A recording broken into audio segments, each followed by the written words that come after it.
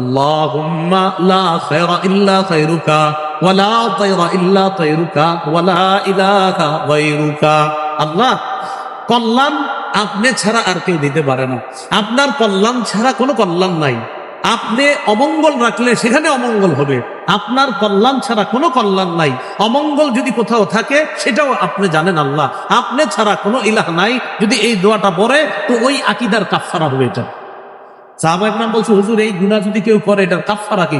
নবীজি বললেন এই দোয়াটা পড়তে হবে। কেউ যদি এরকম করে ফেলেছেন অতীতে যে দোকানে আপনার প্রথম কাস্টমার আসছে, আসার পর ওই বেটা 1 কেজি পোলার চাল নিছে, নেওয়ার পর পকেটে হাত দিয়া দেখে টাকা নাই, ভাই টাকাটা একটু পরে দেই, এই তো আপনি শুরু করলেন, শুরুতেই বাকি, আজকে সারাদিন খারাপ যাবে। এটা কোন কিতাবে লেখা আছে প্রথম বাকি দিলে ব্যবসা খারাপ যাবে?